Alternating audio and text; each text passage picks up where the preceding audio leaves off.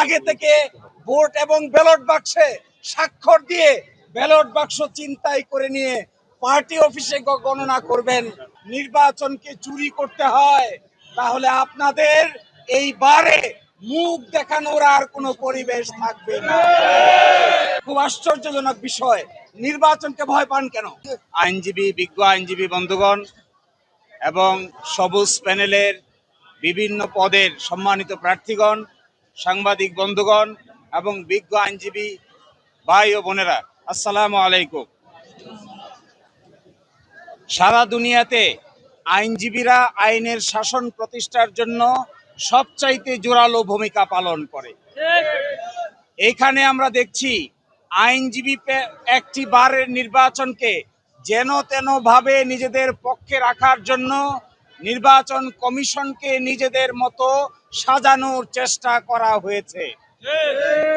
11 জন সদস্য থাকবেন নির্বাচন কমিশনে, তার মধ্যে একজন ছাড়া বাকি যে 10 জন থাকেন এই বারের কালচার অনুযায়ী সমান 2 ভাগে বিভক্ত হয়ে 5 জন এবং 5 জন 2টা প্যানেল থেকে হওয়ার কথা।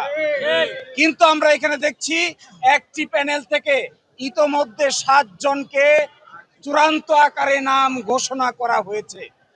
আমরা তার প্রতিবাদ করেছি, লিখিত আকারে প্রতিবাদ করেছি, আমরা অল্টারনেটিভ নামও জমা দিয়েছি। আমরা আপনাদেরকে, সাংবাদিক বন্ধুদেরকে উপস্থিত রেখে বলতে চাই, এইভাবে যদি ঢাকা বারের নির্বাচনকে চুরি করতে হয় তাহলে আপনাদের এই বারে মুখ দেখানোর আর কোনো পরিবেশ থাকবে না।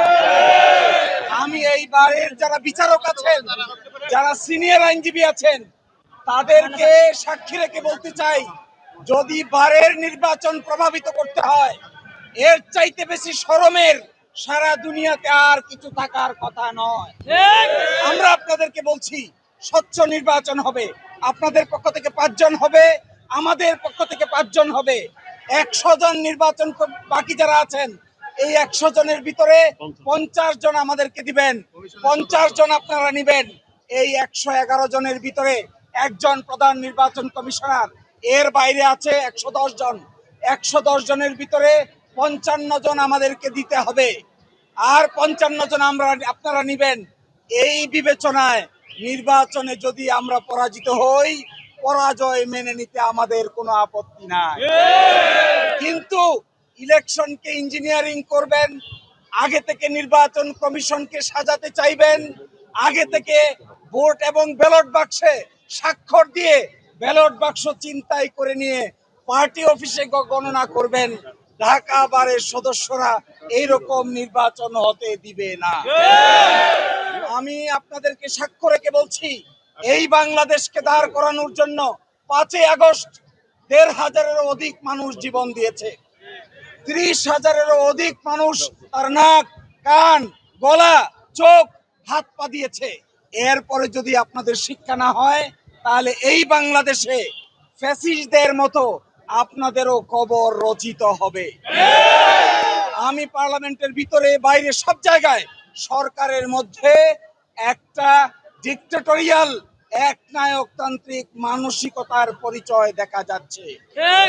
আমরা আপনাদেরকে বলতে চাই, আমরা আইনজীবী, আমরা পেশায় আইনজীবী, আমরা সিনিয়র আইনজীবী, আমরা সুপ্রিম কোর্টে প্র্যাকটিস করি, আমরা ন্যায়ের পক্ষে, আমরা অন্যায়ের বিরুদ্ধে। কিন্তু যদি আপনারা ঢাকা বারের এই নির্বাচনকে ভয় পান, আচ্ছা, খুব আশ্চর্যজনক বিষয়, নির্বাচনকে ভয় পান কেন? ঢাকা বারের সদস্যরা যাকে মনে চায় তাকেই নির্বাচিত করবে, আপনারা আগেই নির্বাচন ইঞ্জিনিয়ারিং করতে চান কেন? আমি মনে করি আইনজীবীদের জন্য সবচাইতে বড় শেম, সবচাইতে বড় লজ্জার, সবচাইতে বেশি অপমানের যে নির্বাচন অনুষ্ঠিত হওয়ার আগেই নির্বাচন কমিশন দখল করতে চান।